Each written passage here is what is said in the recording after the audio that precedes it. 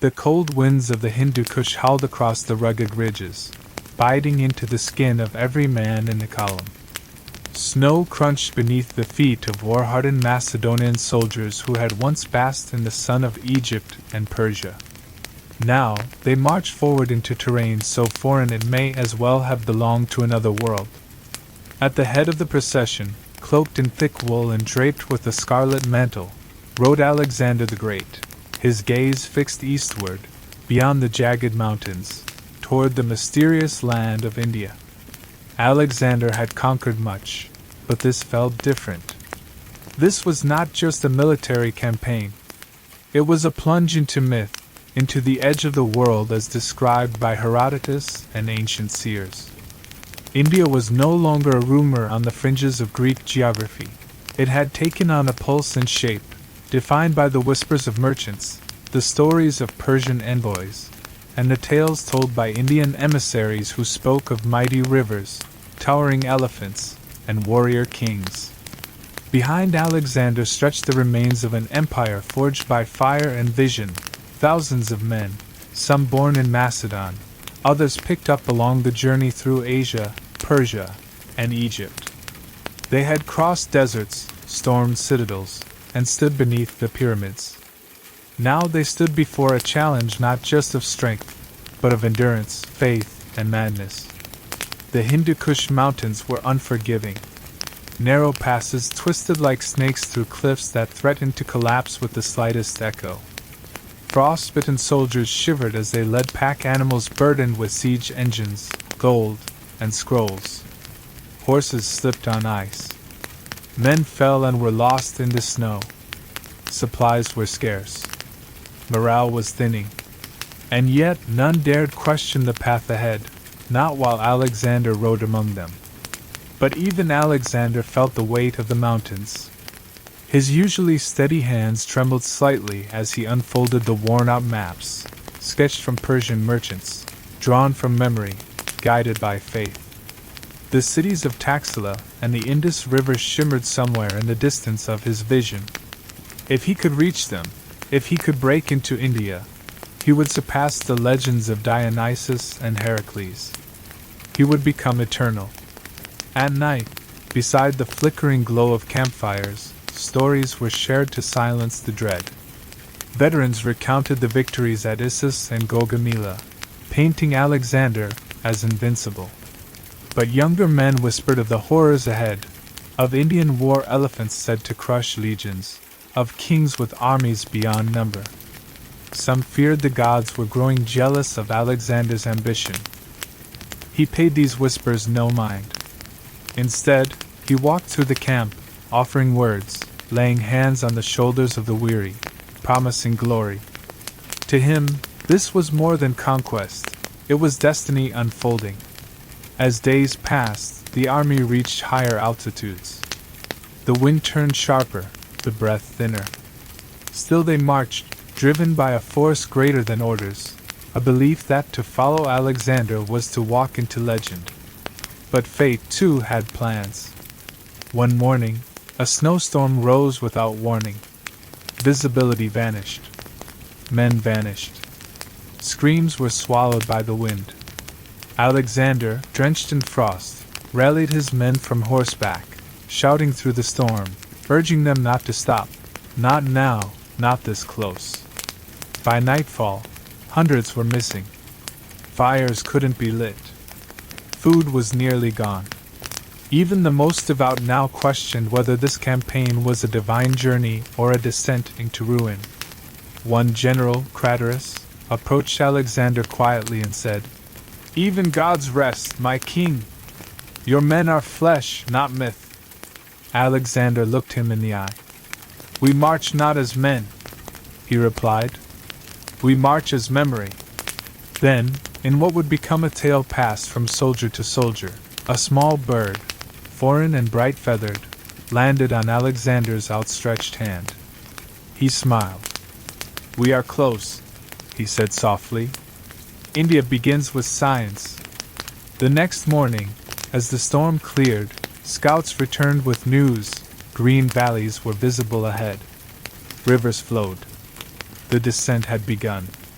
and with it the smell of new earth, different trees, and unfamiliar bird calls. They had crossed the Hindu Kush. From the final ridge, Alexander stood and gazed upon the vast Indian subcontinent below.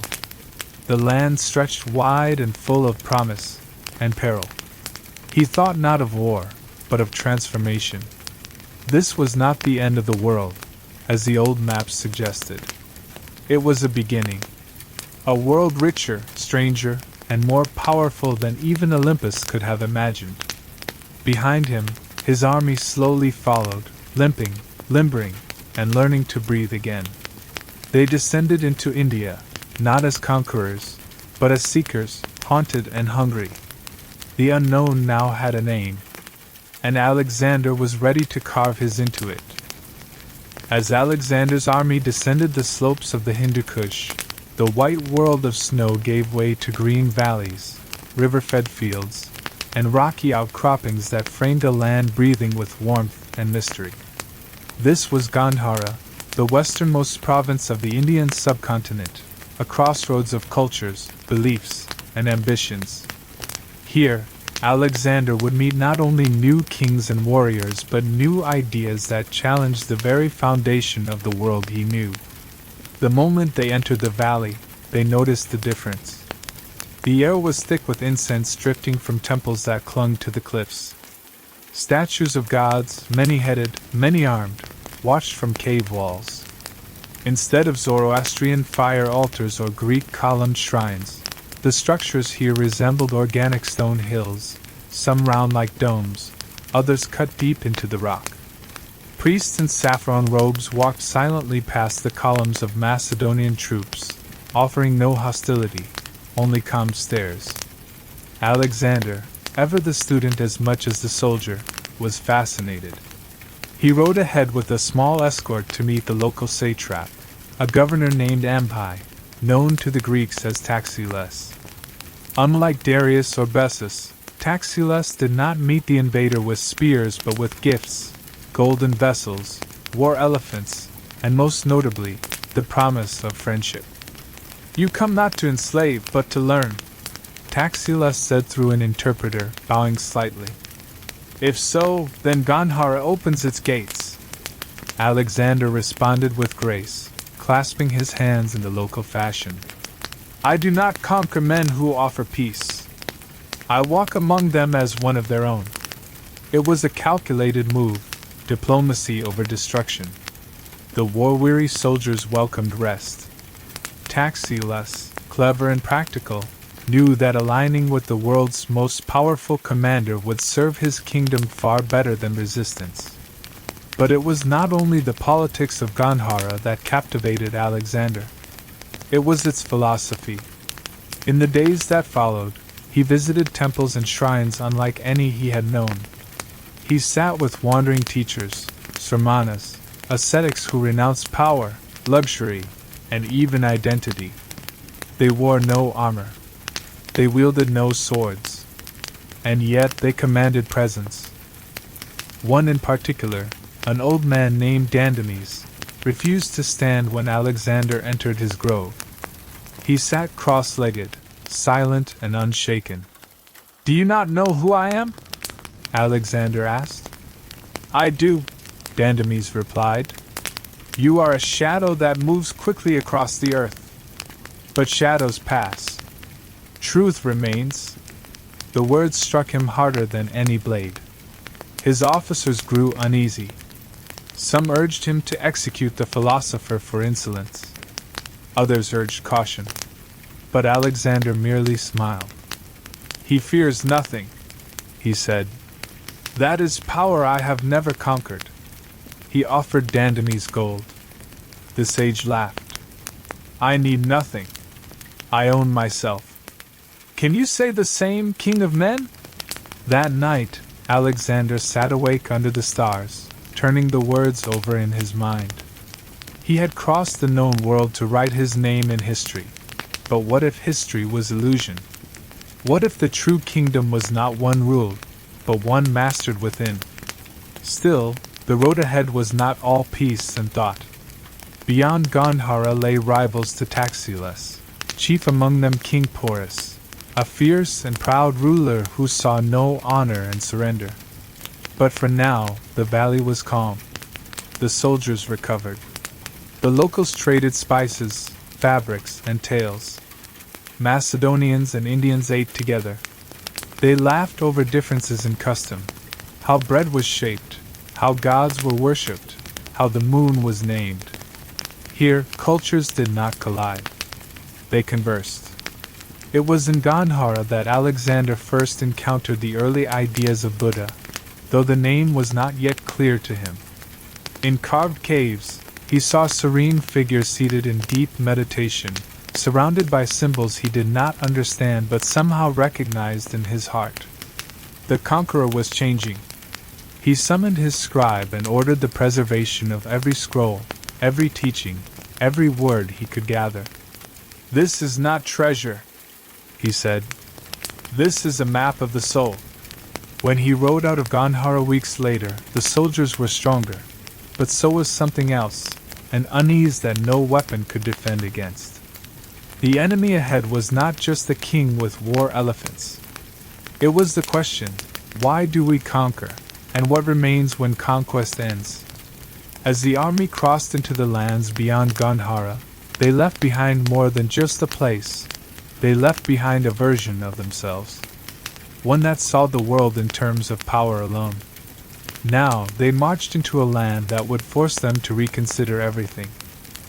The first time Alexander saw the mighty Indus River, he didn't speak. He simply stood there on a high ridge, cloak billowing in the wind, and stared at the serpentine ribbon of water cutting through the earth like a vein of life. Its wide, muddy flows shimmered in the fading light, surrounded by thick vegetation, mist-shrouded banks, and birds whose cries echoed across the unfamiliar landscape. This was no stream to ford. It was a god to be reckoned with. Behind him, the Macedonian column approached, dusty and wary. For weeks, they had marched through strange lands, fertile and green, yes, but also unpredictable. The terrain shifted between forests and floodplains, between dry winds and monsoon rains. And now, standing before them, was the first of many great rivers that carved through India like natural walls. To the Greeks, the Indus was both barrier and symbol. It marked the edge of Persian rule, the final frontier that Darius and his heirs had only loosely held. Crossing it meant stepping into the truly unknown. But to Alexander, it was something else entirely. "It is the spine of a great beast," he murmured to Hephaestion, his closest companion. "And we are climbing upon it." The army set about building rafts. Local craftsmen, recruited through alliances with Taxiles and nearby satraps, brought techniques foreign to the Macedonians: hollowed logs, reed-bound bundles, and curved boats shaped like leaves. War elephants were coaxed to swim, while horses had to be floated on crude barges. The engineers cursed and worked with urgency, for across the water, just beyond visibility, were the lands of King Porus. The soldiers whispered his name like a storm on the horizon. Porus was no minor chieftain. He ruled a wealthy kingdom east of the Hydaspes River and commanded warriors trained in terrain where chariots sank and elephants ruled. Stories came from scouts and locals. Porus had assembled a massive army, including war elephants in numbers unseen before. These beasts, draped in iron and crimson cloth, trampled whole battalions. They feared nothing. And Porus himself was said to be a giant of a man, stern, proud, and fearless. Alexander did not flinch. "He will come," he said, "and I will greet him." But before war, there was water.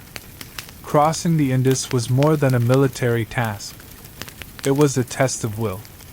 Torrents and sudden whirlpools capsized boats. Crocodiles, real or imagined, haunted every splash. Men drowned. Supplies were lost. Still, the crossing proceeded. Alexander, as always, led from the front. He boarded one of the boats himself, standing tall, arms crossed, as the raft swayed beneath him.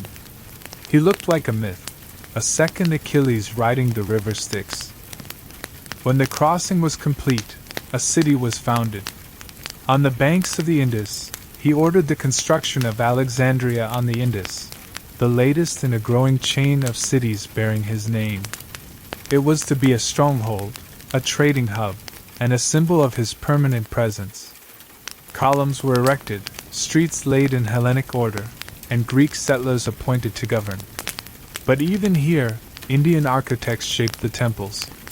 Sculptures bore both Greek and Indian features. Cultures were not merely meeting, they were merging. Meanwhile, scouts returned with urgent news. Porus was indeed massing his army further east, beyond another mighty river, the Hydaspes. But instead of attacking, he waited. He knew the rivers were his allies. Each one slowed the invader, weakened his numbers, and stretched his supply lines. Alexander knew it too.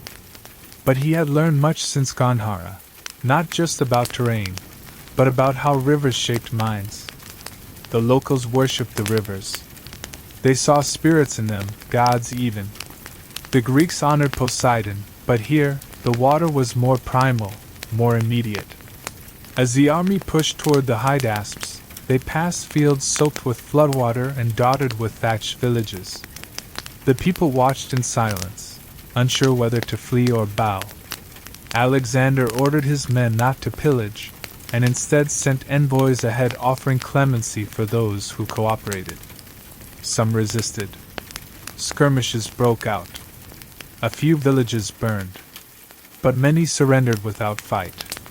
Each river they crossed brought them closer to Porus, and closer to the tipping point. The rains returned, heavy and relentless, turning roads to swamps and camps to mud pits. Armor rusted. Disease spread. Some of the veterans, scarred from campaigns in Persia and Bactria, began to mutter. "Why do we chase ghosts?" they asked.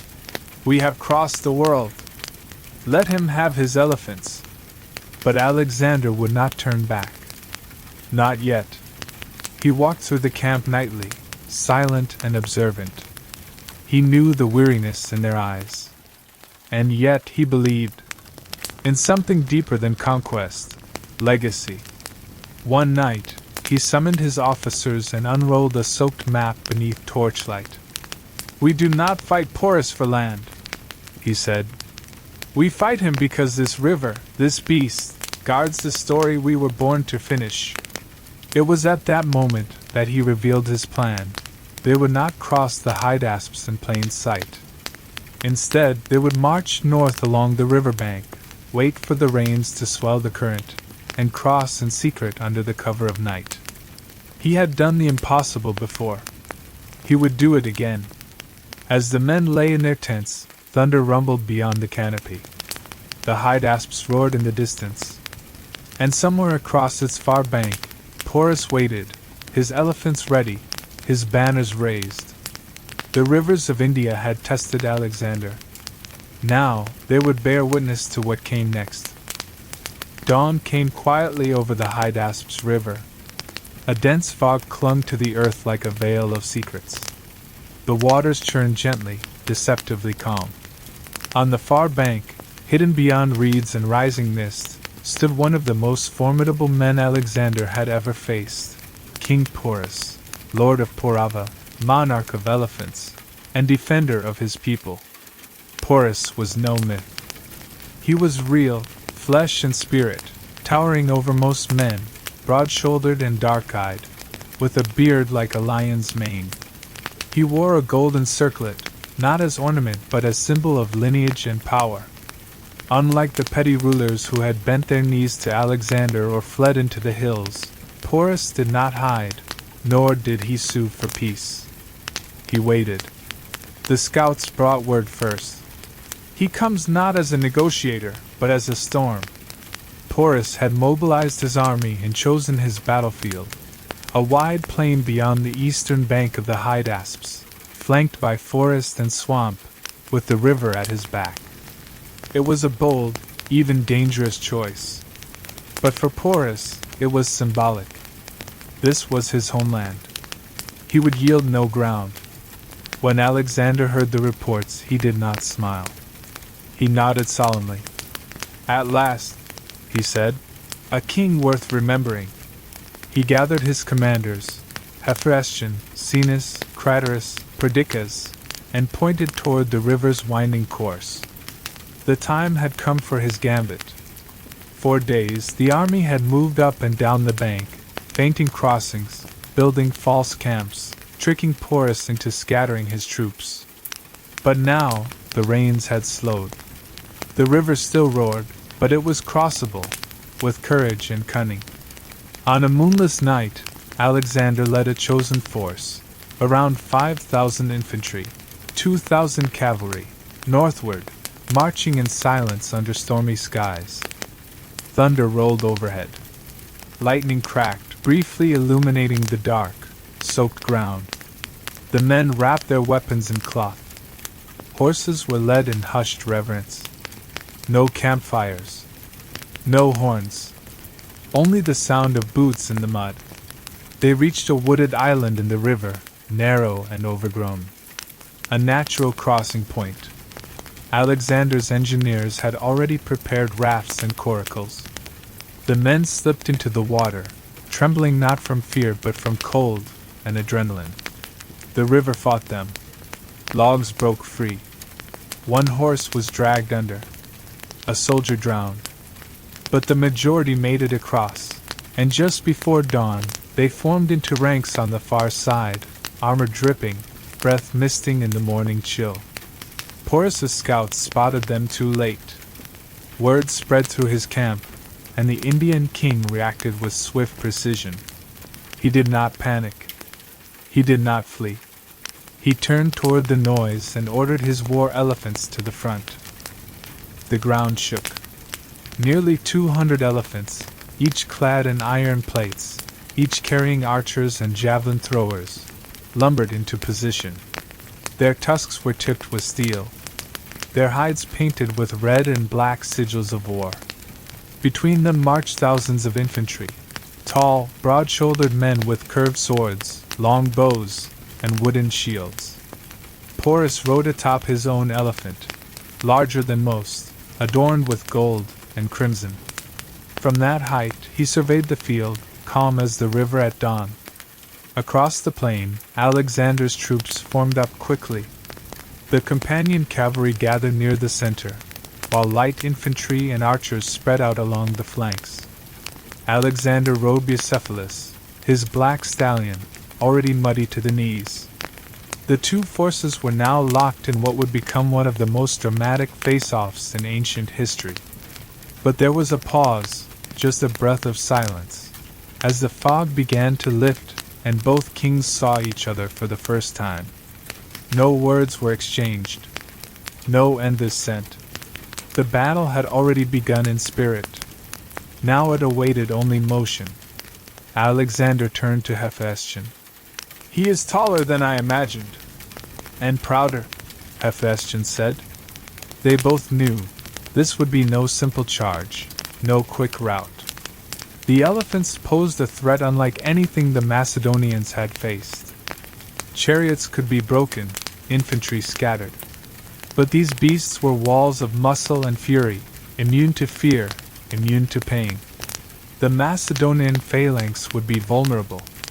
Horses would panic. One wrong move, and the entire battle line could collapse. But Alexander had learned from years of war. He would not meet brute force with brute force. Instead, he would maneuver. The plan was bold.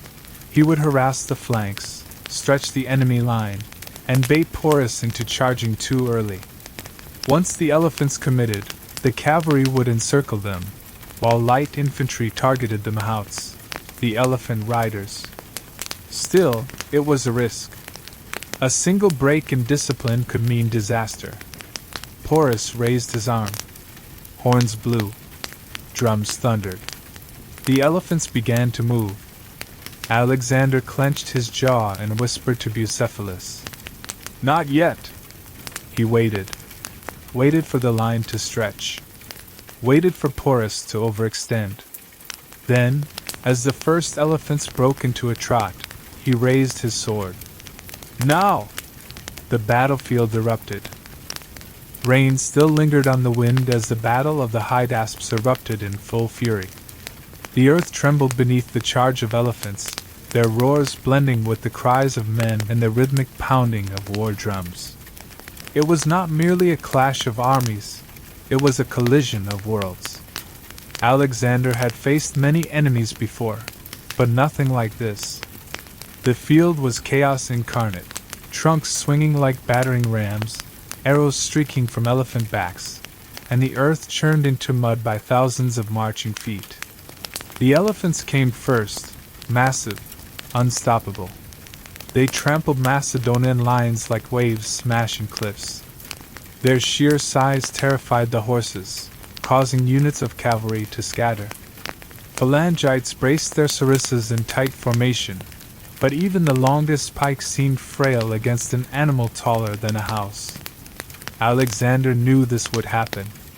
He'd anticipated the initial panic. What mattered was what came next.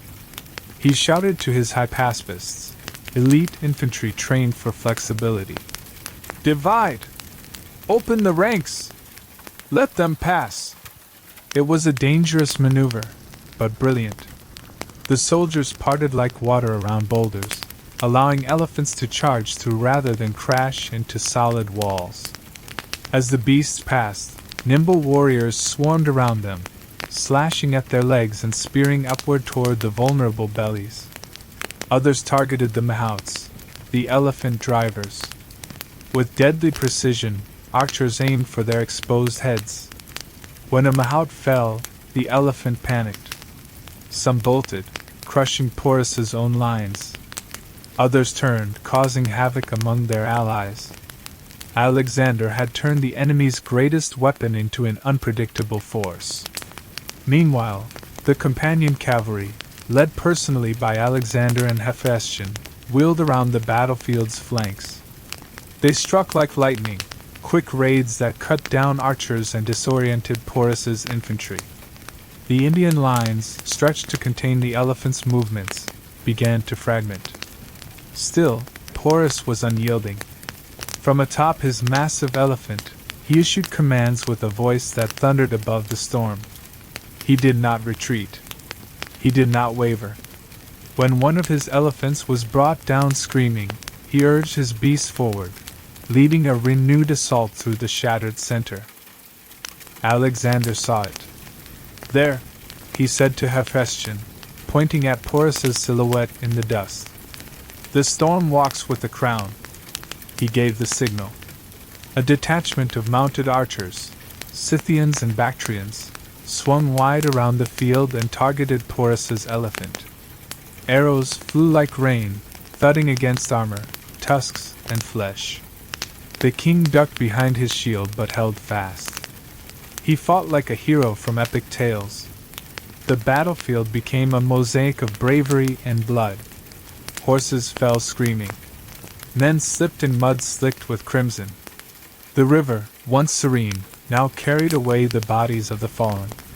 Still, Alexander pressed forward. He drove his cavalry straight into the heart of the enemy formation, splitting it like a sword through silk. He fought as he always had, in front, among his men. His armor was spattered, his face streaked with blood and rain. But he remained radiant. To his men, he was invincible. Porus met him head-on. Their eyes locked, one from horseback, the other from atop an elephant. It was a moment neither forgot. Porus hurled a javelin that grazed Alexander's shoulder.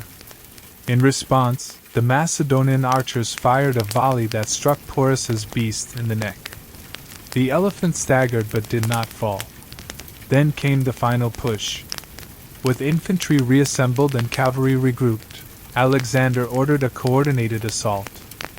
Flankers struck from the sides while archers maintained a relentless barrage.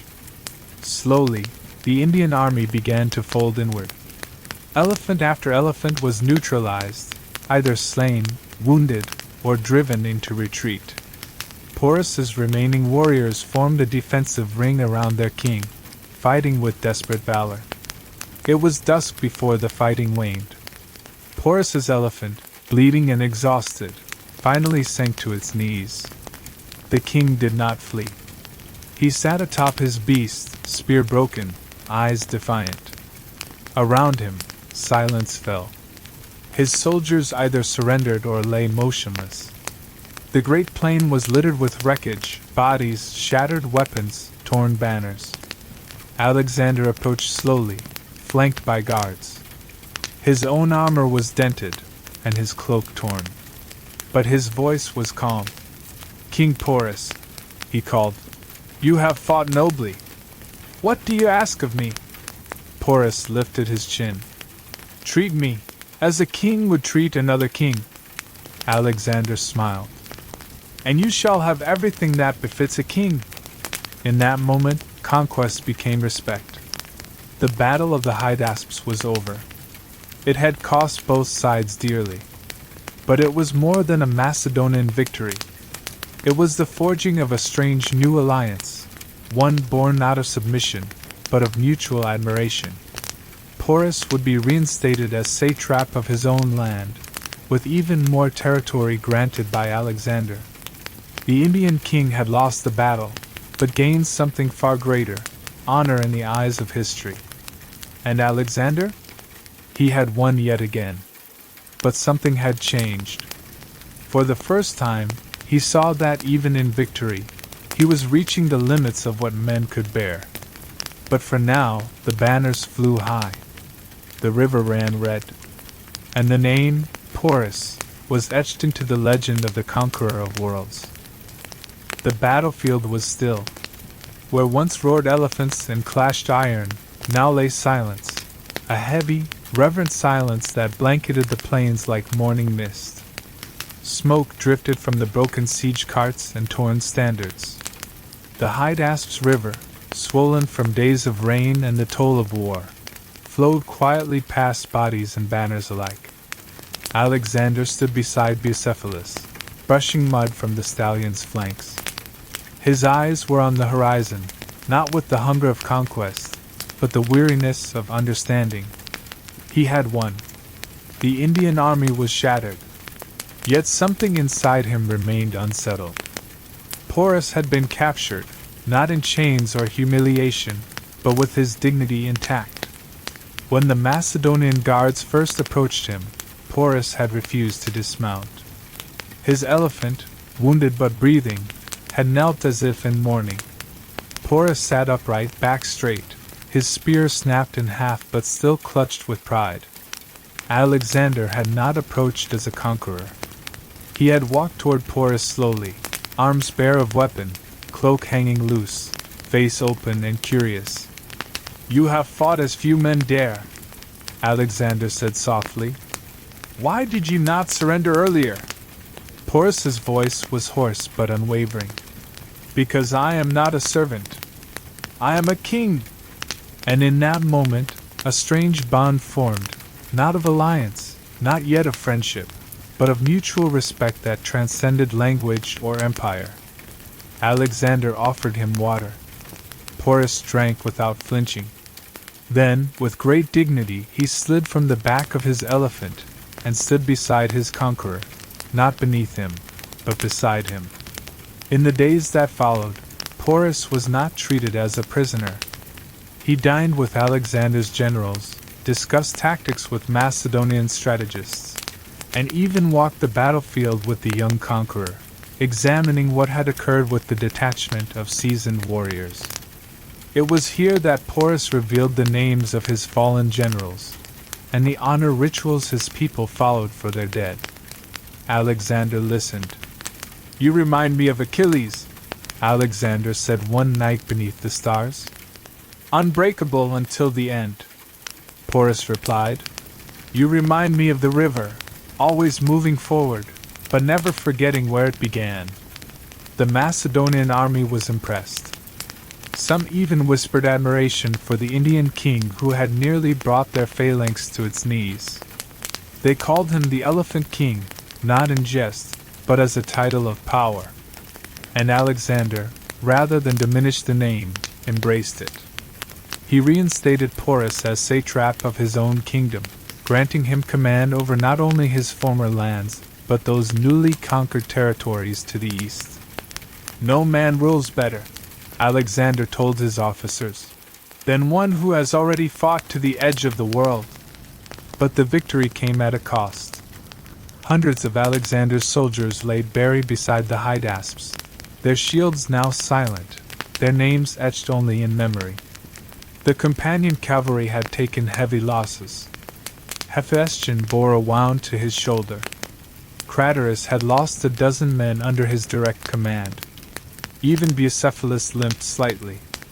And so, amid celebration, a weight hung in the air, unspoken, but deeply felt. One evening, Alexander visited the riverbank alone. There, standing barefoot on the cold stone, he watched the waters pass by.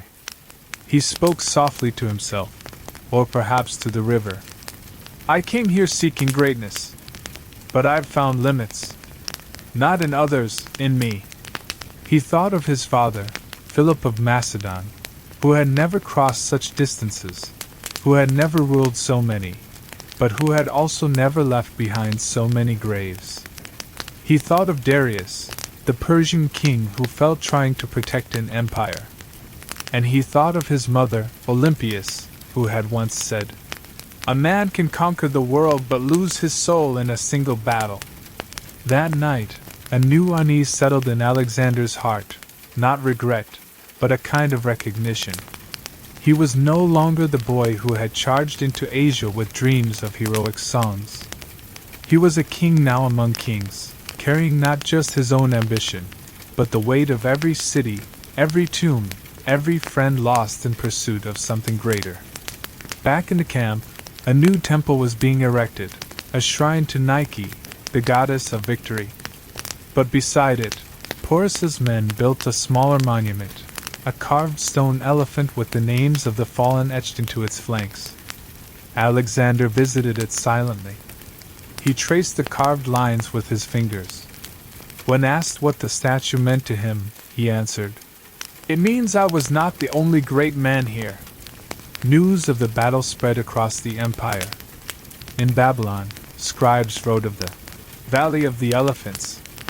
In Athens, philosophers debated whether Alexander had finally found his equal. And in India, the name Iskander began to echo not as a conqueror's curse, but as part of their own legends. Porus stayed by Alexander's side for many weeks, advising him on the tribes beyond the river, the terrain to the east, and the challenges of the monsoon. Their alliance, though born of blood, grew firm. But Alexander could feel it. The next phase of his journey would test him even more than Hydaspes had. For beyond lay unfamiliar lands, stubborn kingdoms, and the final frontier of his ambition. Before leaving, he turned to Porus. "If I had 1,000 men like you," Alexander said, "I would not stop at the ocean." Porus smiled. "Then it is good you only have one." And so the two kings parted, not as enemies, not as conqueror and conquered, but as something stranger, rivals turned into reflections.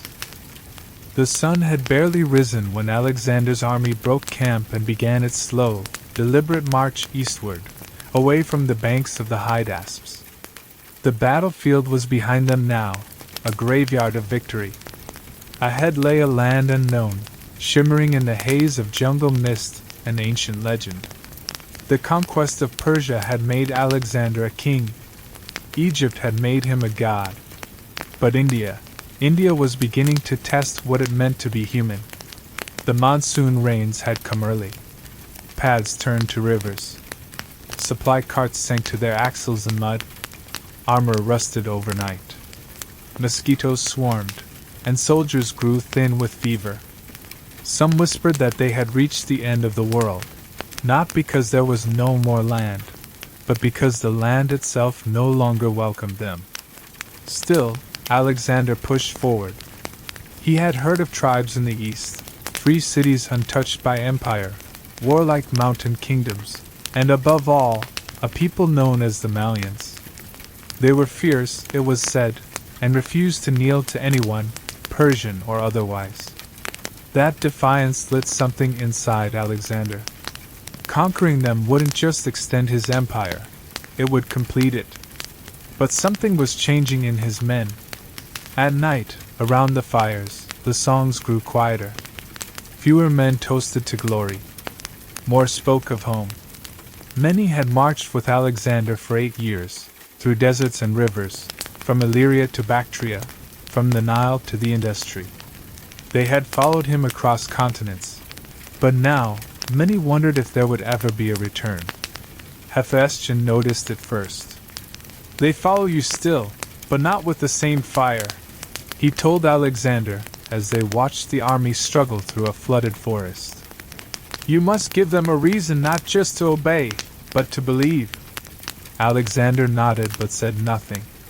He knew it. He could feel the fatigue behind their cheers, the silence where laughter once echoed. To reignite their spirit, he did what he always did. He led from the front. He marched on foot beside the infantry through thick jungles, refusing a horse until every wounded soldier had one. He slept on wet ground. He helped dig carts from the mud. Word spread, and slowly the fire returned. Not a blaze, no, not like in Persia, but a steady glow. And then they reached the lands of the Scythians. These people were unlike those they had met before. Skilled in archery, organized in defense, and proud beyond measure. When Alexander sent emissaries to demand their submission, they returned bloodied and maimed. The Scythian chieftains had a message carved into wood and sent with them. "We do not bow to shadows from the west. We bend to no man's empire." Alexander smiled when he read it. So be it. He gathered his commanders, Hephaestion, Perdiccas, Cenis, and Ptolemy, around a map drawn hastily from scout reports. "They are fortified," said Perdiccas. "Walled cities, high towers, thousands of archers." "And fearless," added Ptolemy. "They would rather die than serve."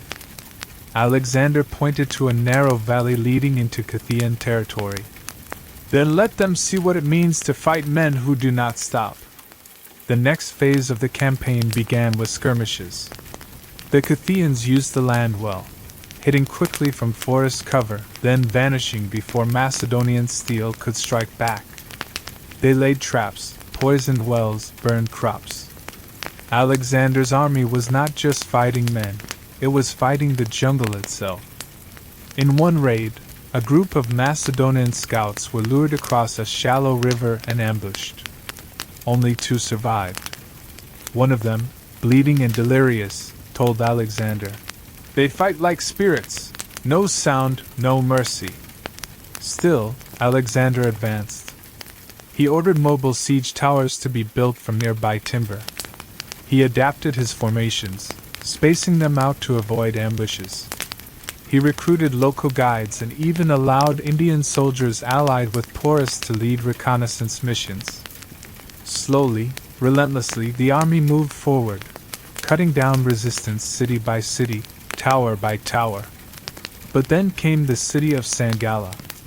High walls. Thousands of defenders. And for the first time, a coalition of Scythian tribes united in one place. If Alexander could not break Sangala, the rest of the campaign would stall. The army needed a decisive victory. He gathered his generals once more. "We will take Sangala in 3 days," he declared. "Not because we are many, but because we are one." They believed him. The siege began at dawn. Siege engines hurled stones. Arrows blotted out the sun. Scaling ladders rose and fell like waves. Alexander climbed the walls himself, shield raised, shouting commands. He was struck by a javelin in the thigh but refused to fall back. After 3 brutal days, Sangala fell. The city was taken, but at a terrible cost. Hundreds of Macedonians lay dead, and so did thousands of defenders. The streets ran red. Alexander walked them in silence, stepping past corpses and smoldering doorways. He had won, but the toll weighed heavy. That night, he sat beside the fires with Hephaestion and Ptolemy. "Was it worth it?" he asked aloud. Mather answered. The stars above flickered through jungle mist. Somewhere, a bird cried in the darkness. And in that silence, Alexander realized something. Victory was no longer enough. Now he needed meaning. He looked to the east, where the Malian territory awaited. There, he thought, perhaps the final test still lay. The road to the Malian territory was paved with silence. After the storming of San Gala, Alexander's army moved more cautiously, not from fear, but from reverence. The Malians had not fled. They had not sued for peace. They waited confident in their fortresses, hardened by generations of resisting foreign kings. It was no longer just a military campaign. It was a challenge thrown across the land like a gauntlet. And Alexander, ever the one to accept, marched straight into it. The Malian land stretched over a fertile and dry basin of the Punjab region, interrupted by rivers, thickets, and hidden walls. Their main citadel lay at the edge of a parched plateau, surrounded by a thick earthen wall and wooden towers, primitive by Persian standards, but deadly in the right hands. Scouts returned with warnings. The city had concentrated not just warriors, but every man of fighting age, archers lining the walls, stone throwers stockpiled on the battlements, even trained slingers perched in trees outside the fort. And worse still, elephants, painted in war colors, waiting behind the gates like breathing siege engines. Alexander saw the citadel, and smiled. "Then let us give them what they want." He ordered a rapid approach, no siege engines, no long delay. The goal was to strike before they were fully prepared. The plan was dangerous, but simple. His infantry would rush the walls, scaling ladders would be raised, and Alexander himself, always at the tip of the spear, would storm the battlements alongside his bravest men. By mid-morning, the assault began. Dust choked the air as the phalanx advanced. Shields locked, sarissas pointed high, they rushed toward the wall. From above, arrows rained like needles. Slingstones cracked helmets. The Macedonians answered with curses and spears. Ladders thudded into place. Then Alexander climbed. He wasn't meant to go first. His officers protested. He waved them away. "If they see me at the top, they'll follow with fury," he shouted. "If I fall, they'll follow with rage." He climbed like a wolf, blood from a cut dripping down his arm. Behind him, his shield-bearers Peucestas and Leonidas shouted for men to push upward. By the time he reached the top, only 3 had followed. Inside the fortress, he stood alone. The Malians stared for a moment, shocked that anyone would dare jump inside their stronghold alone. Then they charged. Alexander drew his sword and became the whirlwind. 3 fell. Then 5. Then more. But he was alone, surrounded, and the gate had not yet broken. A Malian archer took position on a tower and loosed an arrow. It struck Alexander just below the ribs, deep. He staggered. Blood poured down his side. He tried to lift his sword again, but his hand shook. Another spear glanced off his armor. He collapsed behind a low parapet, shield up, vision blurred. Peucestas arrived next, leaping down from the wall and throwing himself over Alexander's body like a cloak. Leonidas soon followed, defending them both with his shield and cries for help. The fortress gate groaned. Macedonian soldiers, enraged and wild-eyed, surged inside like a wave. The tide turned. The Malians, seeing their chance to kill a god slip, fought bitterly but were outnumbered now. Many died with weapons still clenched in their fists. Alexander lay unconscious, pale and cold. They carried him out on a shield, the men forming a circle around him, spears raised, not to guard against the enemy, but against the gods themselves, as if death had to be denied by sheer will. Back at camp, word spread like fire. Alexander is dead. The rumor rippled from soldier to soldier, from cook to cavalry. Men cried openly. Others smashed their helmets in rage. Hephaestion fainted upon hearing it. Ptolemy refused to speak. Craterus began writing funeral rites. But then, from the healer's tent, a whisper, he breathes. It was true. The arrow had narrowly missed his lung. The bleeding was fierce, but not mortal. He opened his eyes by dusk. The generals clustered around him. Alexander blinked, tried to sit up, and smirked. "Why the tears?" he said hoarsely. "Was I gone so long?" Hephaestion grabbed his hand. "You were almost gone forever." Alexander's voice was faint. "But I'm not. And that means the gods still have work for me to finish." The next day, he ordered himself carried to the fortress wall. Against every protest, he stood, unsteady, white with pain, but standing. He faced his troops. "You followed me to the ends of the world," he said, "and I nearly left you behind. I swear to you now, I will live not because I fear death, but because we are not finished." The men wept again, but this time not in grief. The campaign would continue. Later, he met with the surviving Maulian leaders. Bruised, chained, and silent, they expected torture or worse. But Alexander surprised them. "You fought bravely," he said. "You defended your people. I understand that. But know this, your courage nearly killed me." He released them. Some joined him. Others returned to their lands, their heads bowed, not in shame, but in something stranger, admiration. And so, the Maulian fortress became a Macedonian garrison. But it also became legend. Stories would be told for generations, of how Alexander, wounded and surrounded, refused to fall. How his soldiers climbed over walls, over each other, to protect their king. How blood and steel could not break the will of one man's ambition. The assault on the Maulian fortress marked a turning point. For Alexander, it was no longer just about conquest. It was survival, legacy, and destiny entwined. The near-death experience deepened his myth. To many, he was no longer just a man. He was invincible, immortal.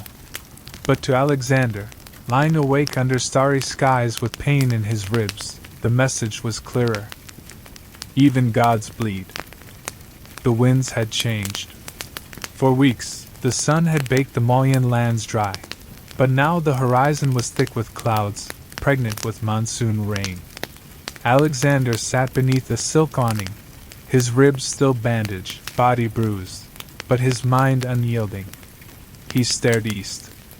Beyond the plains, beyond the next chain of rivers and forests, lay the Nanda Empire, the richest, most powerful kingdom in India, ruled from Pataliputra. Rumors flowed like the Ganges itself, vast armies, golden war elephants, and cities so wide they swallowed the horizon.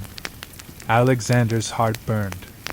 This was the final boundary, the unknown edge he had chased since youth. He could not stop here. But his men had reached their limit. The murmurs began quietly, like rain tapping on tents. They came from veterans who had marched with him across Asia, through deserts, across the snows of the Hindu Kush, across rivers whose names they still couldn't pronounce. Men who had buried friends in foreign soil, who had watched their children become strangers from afar. And now they looked to the east and saw not glory, but a wall of distance, a wall of language, a wall of weariness. At night, the campfires flickered around sullen faces. The feasts after Sangala and the Maulian victories had faded. The drums were quieter. The dreams were heavier. Cenas, one of Alexander's oldest generals, finally voiced what others would not. He stepped into the king's tent uninvited, something unthinkable once, and stood with arms folded behind his back. He looked not as a subordinate, but as a friend. "My king," he said, "they are tired." Alexander raised a brow. "Then they can rest when we reach the Nanda throne." Sinis didn't smile. "They want to see Macedon again. They want to see their sons become men, not die in your shadow." Alexander bristled. "And you? Are you now the voice of retreat?" "No," Sinis said. "I am the voice of return." The next day, Alexander called an assembly. The soldiers gathered, thousands strong, on the banks of the Hyphasis River. The sky hung low and dark. The river moved sluggishly, almost as if it, too, was holding its breath. Alexander rose, leaning slightly on his spear. His voice, when it came, was calm but edged like a blade. "You have followed me for 10 years, he said. "From the cliffs of Illyria to the deserts of Persia, from the Nile to the snows of the Hindu Kush. You have defeated Darius. You have broken the walls of Tyre. You have seen me bleed, and I have seen you rise." He stepped forward. "Now we stand on the edge of the world. One more march, and we carve our names into eternity." A few cheers rang out, but they were weak, uncertain. Alexander paused. "You wish to go home?" he asked. The silence was thunderous. Finally, one voice called out from the ranks. "We want to see our families again, my king." Another added, "We have given everything. Let us return before we have nothing left." Alexander clenched his jaw. He saw it now, not rebellion, not cowardice, but humanity. Even lions must rest. He nodded slowly. And then, in a voice that cracked like a storm, he declared, "Very well. We turn west." The relief was instant. Soldiers embraced. Others wept. Drums returned to life, and for the first time in months, laughter rolled across the camp like thunder. But Alexander walked alone that night, along the edge of the Hyphasis, staring into the black water. He had never been denied anything, not by kings, not by gods, not even by fate. Until now. He knelt, scooped water in his hands, and let it fall back into the river. "I could have gone farther," he whispered. "But even legends must listen." Still, he would not return in defeat. If he could not cross into the east by land, he would return by sea, and map the edge of the world as he went. The retreat would not be a retreat at all, but a new campaign, one of discovery, science, and domination along the ocean's spine. He summoned his admiral, Nearchus, and his engineer Onesicratus. Together they would build a fleet on the Indus River and sail it west, hugging the coastline all the way back to Persia. Meanwhile, Alexander would lead part of the army by land through the Gadrosian desert.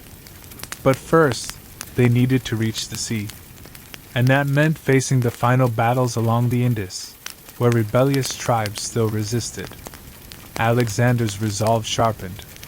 The fires within him, though bent by compromise, still burned. If he could not crown himself king of all India, he would still make its rivers speak his name. In the days that followed, the army turned south, moving through lands rich in grain and palm trees, toward the city of Patala, near the mouth of the Indus. There, Alexander oversaw the construction of new ships, hundreds of them, crafted from native timber, guided by Indian shipbuilders and Phoenician mariners. He built canals, fortified harbors, and even ordered astronomical observations of the tides, recording things never before written in Greek. To some, it was a change in purpose. But to Alexander, it was the same ambition, just transformed. He would still leave a mark not just in blood, but in maps, in names, in the bones of the earth itself. And so, the campaign turned, away from conquest toward creation, from the sword to the sail.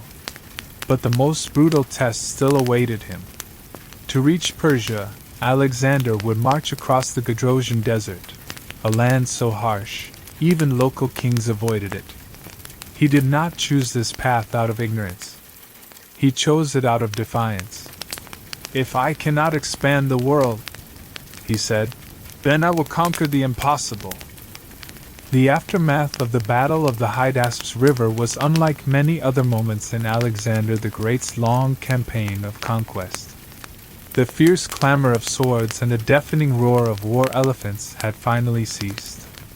The muddy banks of the Hydaspes lay soaked with the blood and sweat of thousands of warriors, both Macedonian and Indian. But in the quiet that followed the storm of battle, a rare and profound moment of respect was born between two great warriors, Alexander and Porus. Porus, the Indian king who had commanded his army with unwavering courage and ferocity, was now a prisoner, yet he stood proud and unbroken. His figure was tall and imposing, his face marked by the grime and strain of battle, but his spirit radiated dignity. His armor was dented from countless blows, and his eyes, deep and fiery, still carried the defiance that had pushed Alexander's forces to their limits. Even in defeat, Porus remained regal. Alexander, having witnessed the valor of this opponent firsthand, felt a stirring of admiration. Unlike many other rulers who faced him, Porus had not fled or crumbled under pressure. He had met the Macedonian army head-on, deploying a tactical use of war elephants and skilled infantry that challenged even Alexander's legendary military genius. The battle had been long and exhausting. His troops, though victorious, were fatigued and battered. In this moment, Alexander understood that Porus was not merely a defeated enemy, but a worthy king and a formidable warrior whose loyalty to his people was unyielding. Approaching Porus, Alexander asked the question that would become emblematic of his leadership style and the way he governed conquered lands. "How do you wish to be treated?" he inquired, with the calm yet commanding presence that had inspired legions to follow him across continents. Porus, with a voice steady and proud despite the chains binding him, answered simply, "Like a king." There was a weight in those words, a profound statement of identity, honor, and pride. Porus refused to accept humiliation or diminish his royal dignity, even as a captive. For him, kingship was not just about power or victory. It was about standing tall in the face of adversity and maintaining one's honor. Alexander smiled, a rare gesture of approval from the man who was often seen as relentless and unyielding in battle. He recognized the wisdom and strength in Porus's request. The Macedonian conqueror understood that ruling a vast empire required more than brute force. It demanded respect for local customs, leaders, and the hearts of those governed. To impose harsh punishment or humiliation on Porus would risk alienating the people and destabilizing the newly acquired territory. Instead, Alexander made a decision that would become a hallmark of his approach to empire building. He restored Porus to his kingship, granting him sovereignty over his kingdom, and even expanding his territory. This act of clemency and political pragmatism turned a once defiant foe into a loyal ally. It was a strategic masterstroke that secured Macedonian influence in the region while preserving stability. The dialogue between Alexander and Porus symbolized the meeting of two great civilizations and two proud leaders who had both endured the brutal crucible of war. It reflected the broader theme of Alexander's Indian campaign, the clash of vastly different cultures and the challenge of uniting them under one rule. Porus represented the fierce independence and rich traditions of the Indian subcontinent, while Alexander embodied the restless ambition and military prowess of the Hellenistic world. But beyond the politics and strategy, this encounter also revealed the psychological dimension of Alexander's campaign. After years of unrelenting conquest, his army was growing weary. Soldiers who had marched thousands of miles from Macedon were homesick, anxious, and physically exhausted.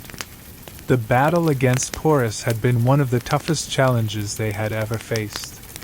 Many questioned the wisdom of continuing further into unknown lands, beyond the rivers and mountains that stretched endlessly eastward.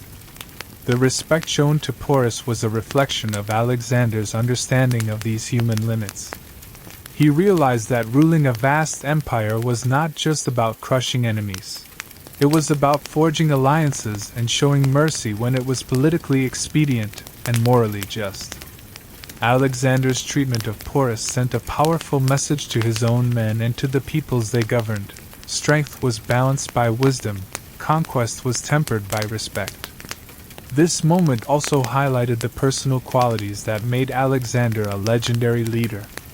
He was not merely a brilliant tactician but a man capable of empathy and insight.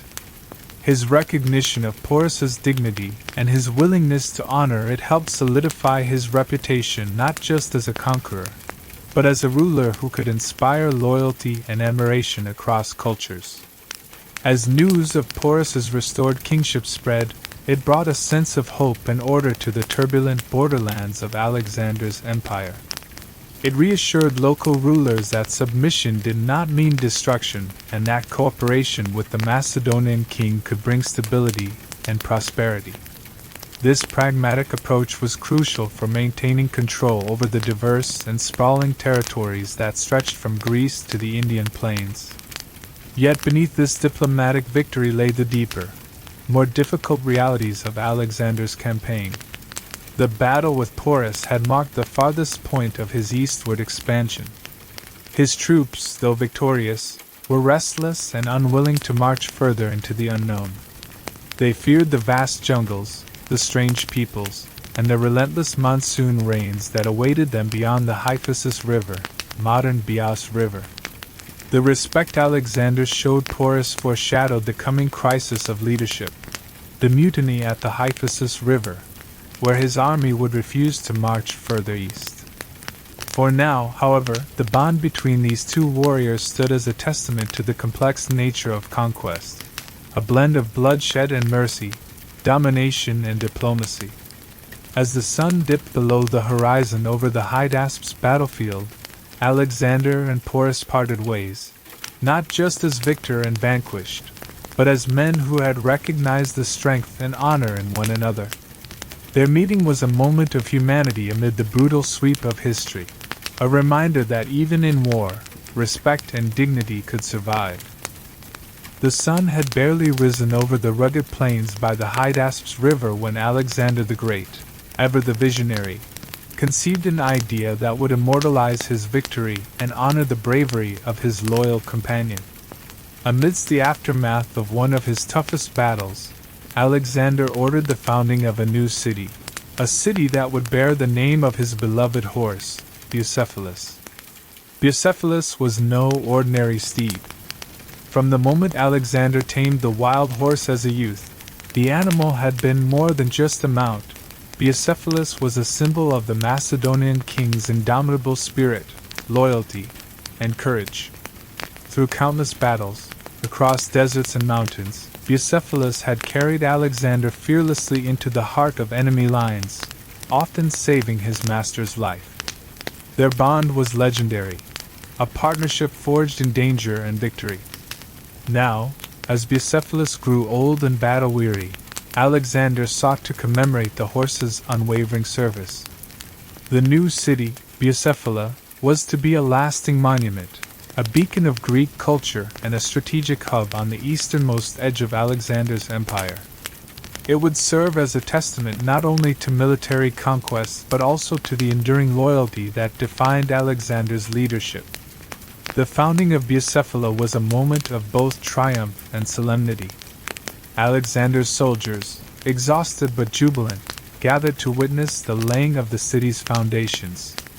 Engineers and architects set to work, planning a city that would blend Hellenistic architecture with the influences of the local cultures, a reflection of Alexander's ambition to unite the diverse peoples he had conquered. Bucephala's location was carefully chosen. Situated near the Hydaspes River, the city commanded control over vital trade routes and river crossings. This strategic position would facilitate the movement of troops and goods, securing Macedonian dominance over the region. But beyond its military significance, the city was also a symbol of cultural fusion, an outpost of Greek civilization planted deep within the Indian subcontinent. The founding ceremony was marked by rituals that honored both Greek traditions and local customs. Alexander, aware of the importance of winning the hearts of his new subjects, sought to blend respect for indigenous beliefs with his own heritage. This cultural diplomacy was crucial in stabilizing the vast empire he envisioned. In naming the city after Bucephalus, Alexander also sent a powerful message to his men and the world: loyalty and courage would be rewarded, remembered, and immortalized. Bucephalus was a living legend, and now his name would live on in stone and mortar long after the horse had passed. The creation of Bucephala also reflected Alexander's understanding of legacy. His campaign was not merely about fleeting victories or fleeting conquests. It was about building a lasting empire, one that would endure through cities, culture, and alliances. Each new city founded along his route, from Alexandria in Egypt to Bucephala in India, was a cornerstone in the sprawling edifice of his vision. But beneath the grandeur of the founding, there was a deeper undercurrent. The soldiers who had fought bravely beside Alexander were weary. The brutal battle with Porus, the unfamiliar terrain, and the long march east had taken their toll. Many questioned what lay beyond Bucephala. The land stretched on, unknown and daunting, and the soldiers' hearts longed for home. Alexander, ever the relentless leader, recognized the delicate balance he had to maintain between ambition and the limits of human endurance. The establishment of Bucephala was both a reward for his men and a symbol of the frontier, how far they had come and how much farther they could go. Yet, even as Alexander celebrated the birth of a city, he faced the growing unrest within his ranks. Whispers of discontent began to spread. The troops, once eager for glory, now grappled with fear and fatigue. The endless march into unknown territories had tested not only their bodies but their spirits.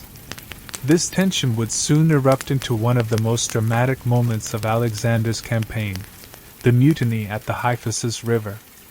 But for now, Bucephala stood as a shining beacon of achievement, a city born from blood and loyalty, courage and vision. In the years to come, Bucephala would grow into a vital center of administration, culture, and military power.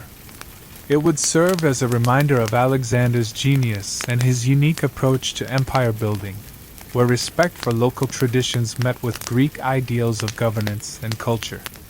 The story of Bucephala encapsulates the dual nature of Alexander's Indian campaign, the thrill of conquest and the heavy burden of leadership, the celebration of victory and the looming challenges of maintaining an empire that stretched across continents. As the city rose from the banks of the Hydaspes, it carried with it the hopes and dreams of a conqueror determined to leave an indelible mark on history, a mark forged not just in battle, but in stone, culture, and the memory of loyalty embodied by a horse named Bucephalus. After the fierce and exhausting battle of the Hydaspes and the founding of Bucephala, Alexander the Great's campaign pressed ever further eastward. Beyond the rivers and battlefields lay vast, unfamiliar territories, lands steeped in mystery, inhabited by peoples whose languages, customs, and ways of life were unlike anything the Macedonian army had ever encountered. The landscape changed rapidly as Alexander's forces advanced. Dense forests gave way to marshes and endless stretches of jungle, where the humid air hung heavy and the monsoon rains transformed the earth into a sea of mud.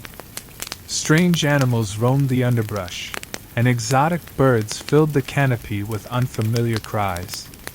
The soldiers, many of whom had never ventured beyond the known world of Persia and the Hellenistic East, found themselves immersed in an alien environment that tested their endurance and morale. Alexander, always the explorer, was fascinated by the diversity of the lands he now entered. He sent envoys to distant kingdoms, eager to expand his empire's reach and to incorporate new cultures into his growing domain. But as the campaign stretched onward, the psychological strain on his men deepened. Years of relentless marching, battles, and constant hardship weighed heavily on even the most loyal and seasoned soldiers. The distant horizon held more than just geographical unknowns. It harbored the limits of human endurance and the limits of Alexander's ambition. His army had traveled thousands of miles from Macedon, crossing mountains, deserts, and rivers, enduring heat, cold, hunger, and fear.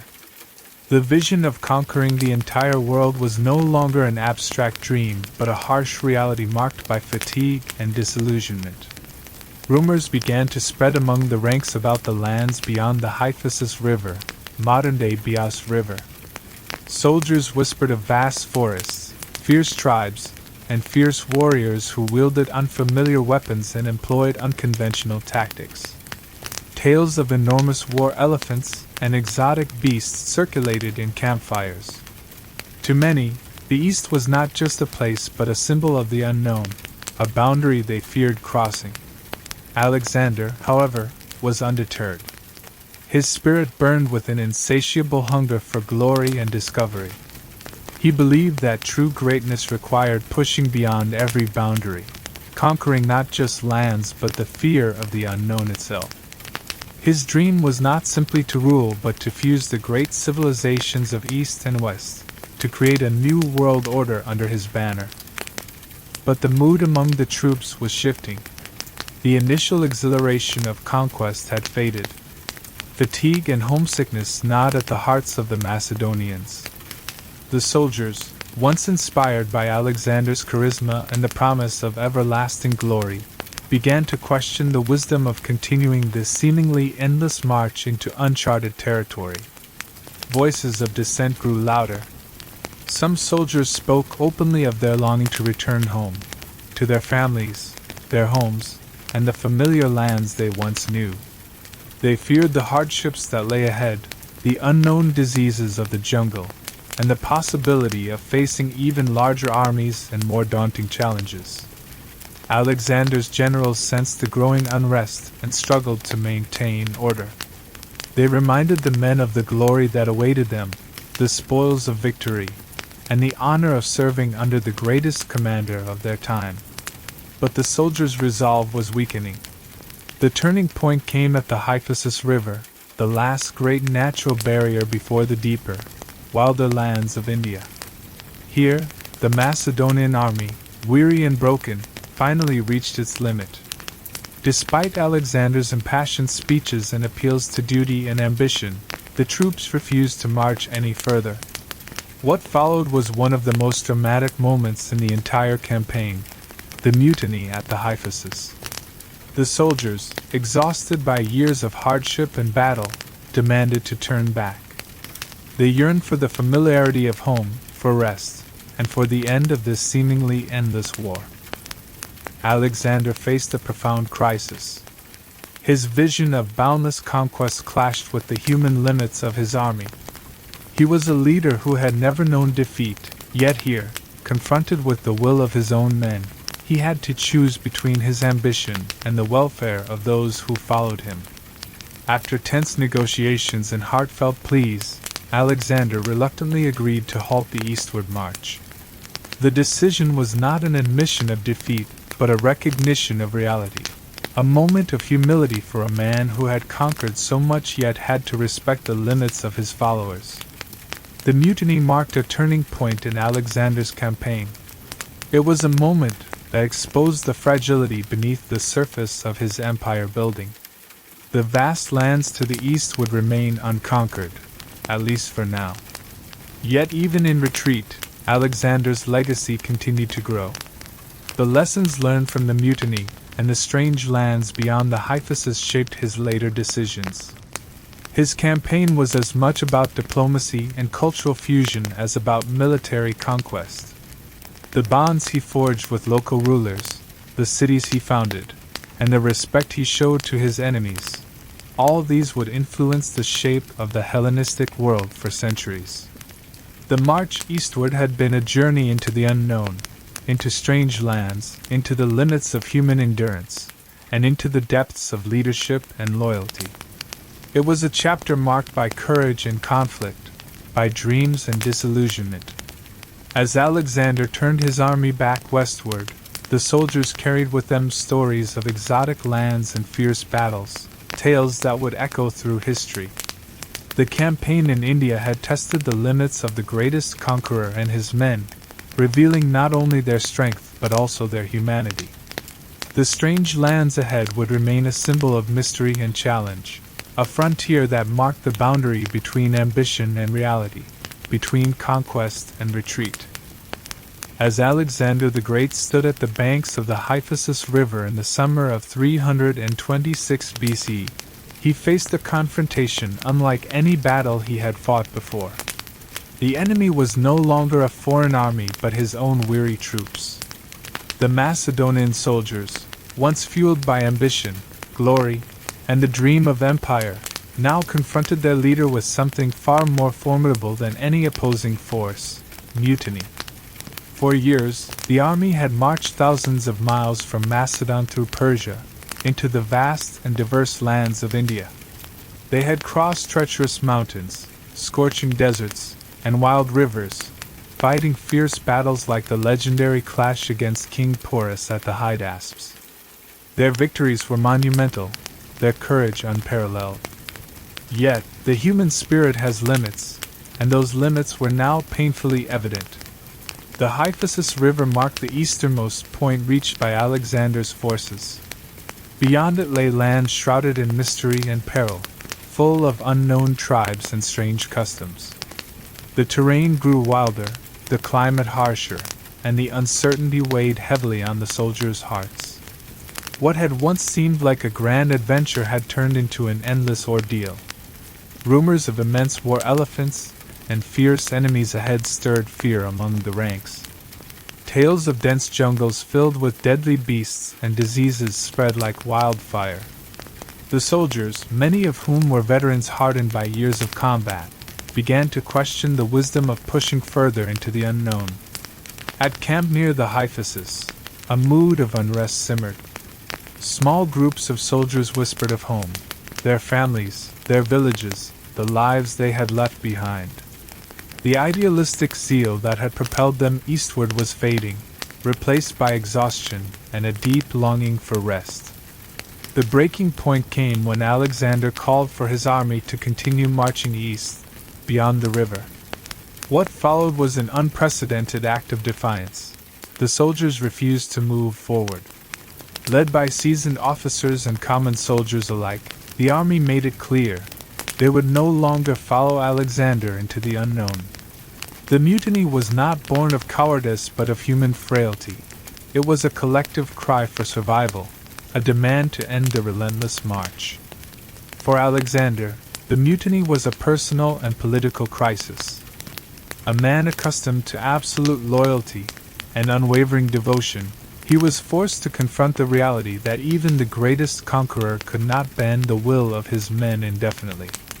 In the tense days that followed, Alexander pleaded with his army, appealing to their sense of duty, honor, and the eternal glory that awaited those who would press onward.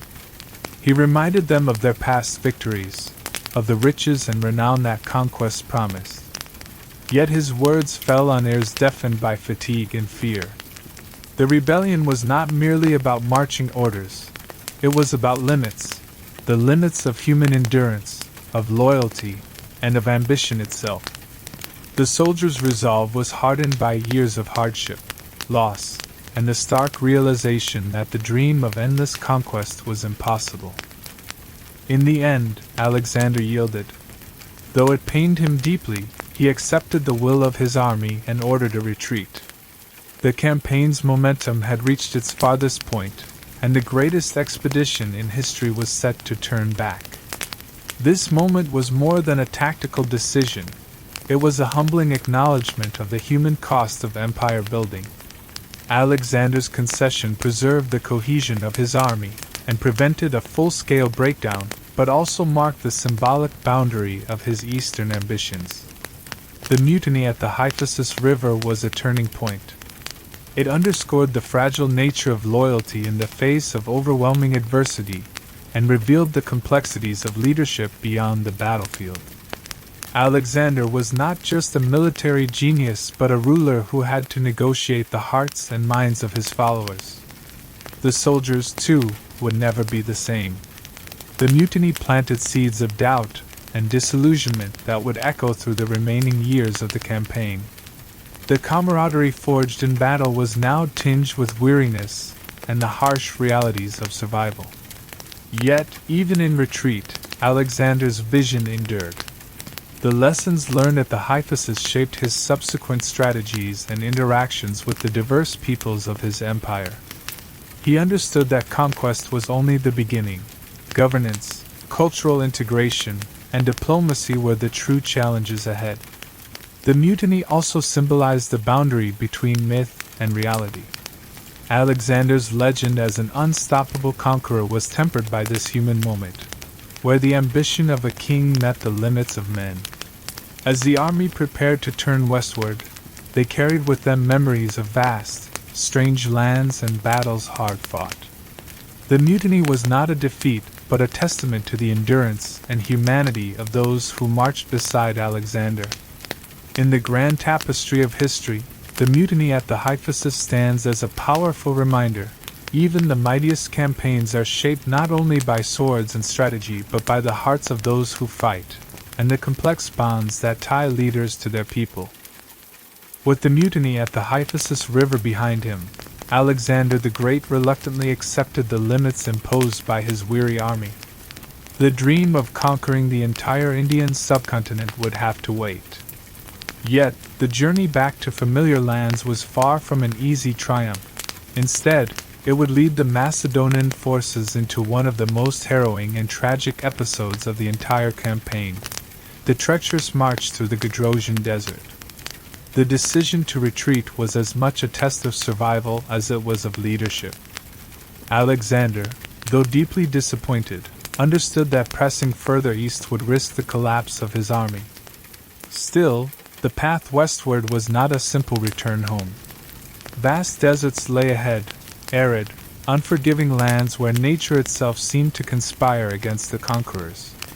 The Gedrosian Desert, covering parts of modern-day southern Iran and Pakistan, was infamous among ancient travelers for its brutal conditions.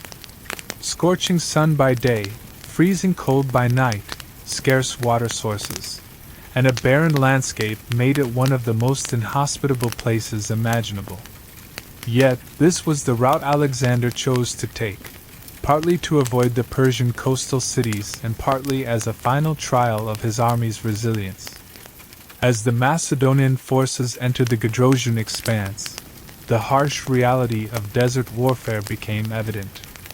The heat was relentless, with temperatures soaring during the day, sapping the strength and spirit of men and animals alike. Water, the most precious commodity, was scarce and difficult to find. Troops grew weak and delirious, their faces cracked by sun and dust. Horses and pack animals, exhausted and dehydrated, fell by the thousands. Alexander himself suffered alongside his men. The proud king, once known for his invincibility, was forced to witness the slow unraveling of his grand army. Despite his determination and careful planning, the desert exacted a terrible toll. Supply lines faltered, caravans disappeared, and the cohesion of the army was tested as never before. Yet, in this crucible of suffering, Alexander's leadership shone in unexpected ways. He pushed his men forward with tireless energy, rallying the troops through sheer force of will. His presence at the front lines inspired those around him to endure the unimaginable. But the desert was an indifferent enemy. No amount of courage could fully overcome the harshness of nature. The journey was not just a physical ordeal but a psychological one. The soldiers, many already broken in spirit, faced despair. The isolation of the desert amplified fears of death and abandonment. Desert storms swept through their camps, and mirages played cruel tricks on their minds. The relentless landscape swallowed supplies and hopes alike. Historically, the retreat through Gigroja stands as one of the greatest calamities of Alexander's campaign. Thousands of men perished. By some estimates, nearly a third of the army was lost to thirst, heat, and exhaustion.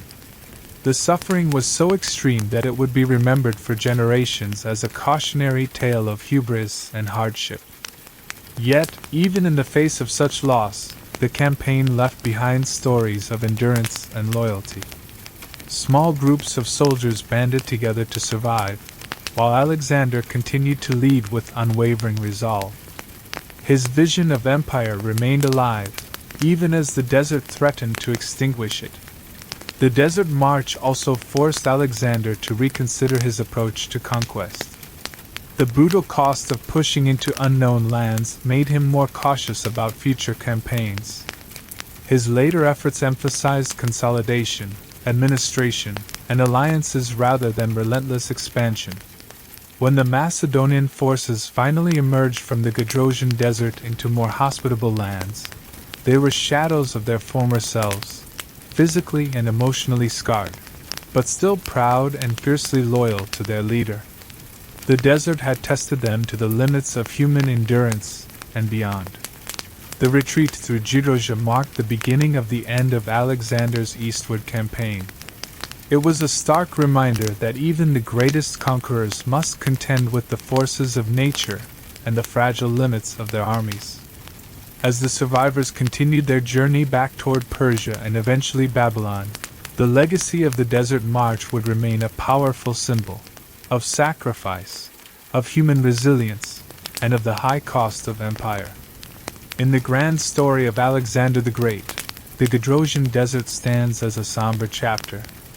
It reflects both the glory and tragedy of one of history's most ambitious campaigns, a testament to a man who dared to dream of a world united, yet was humbled by the unforgiving realities of nature. After enduring the grueling ordeal of the Gedrosian Desert, Alexander the Great and the remnants of his once mighty army finally emerged back into more hospitable lands.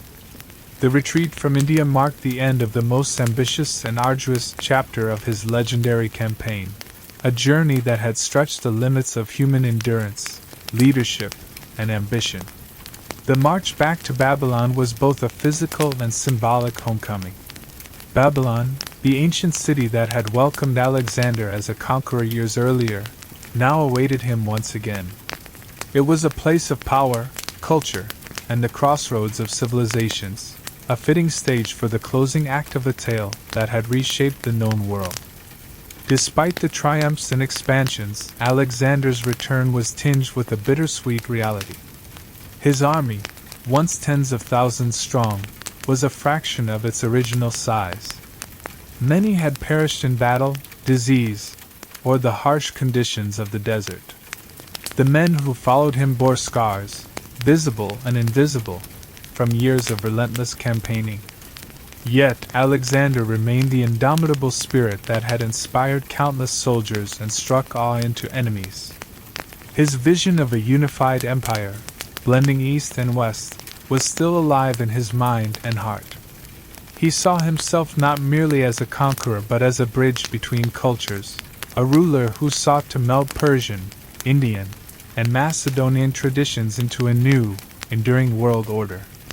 In Babylon, Alexander received envoys from across his vast empire, reports from distant provinces, and news of uprisings and alliances. The city buzzed with life and anticipation. It was here that Alexander planned the next phase of his rule: administration, consolidation, and perhaps new adventures beyond the horizon. However, the years of campaigning had taken their toll. The relentless pace, battles, and hardships weighed heavily on Alexander's health and spirit. He was no longer the invincible young king who had crossed into Persia with fire and fury. The man who returned to Babylon was seasoned, contemplative, and burdened by the vast responsibilities of empire. The soldiers, too, faced the challenge of reintegration. Many longed to return home after years away, while others sought new roles within the empire's expanding territories.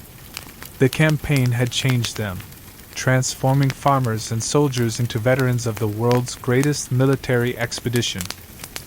Alexander's return marked not just the end of a campaign but the beginning of a legacy. His conquests had irrevocably altered the political and cultural landscape of the ancient world. The fusion of Greek and Eastern cultures gave rise to the Hellenistic era, influencing art, philosophy, governance, and trade for centuries. Yet, the story of Alexander's empire was far from complete. In the years following his return, his sudden and untimely death in Babylon at the age of 32 plunged the vast territories into turmoil.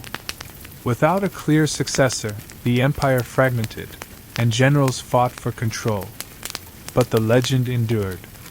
Alexander's campaign in India, marked by daring battles, cultural encounters, mutiny, and the brutal desert retreat, remained a testament to human ambition and the complex nature of conquest. It highlighted the heights a leader could reach and the limits imposed by nature and humanity. As the sun set on Alexander's reign, the cities he founded, the roads he built, and the cultural bridges he forged continued to shape the ancient world. His story became immortalized in history, inspiring generations of conquerors and dreamers. The return to Babylon was not just a physical journey home. It was the closing chapter of a grand epic. It reflected the triumphs and tragedies of a man who dared to challenge the world and the enduring impact of his vision. In the end, Alexander's campaign in India and his return to Babylon stand as a powerful reminder of the glory and cost of empire building, an epic saga where ambition met reality, and legend was born.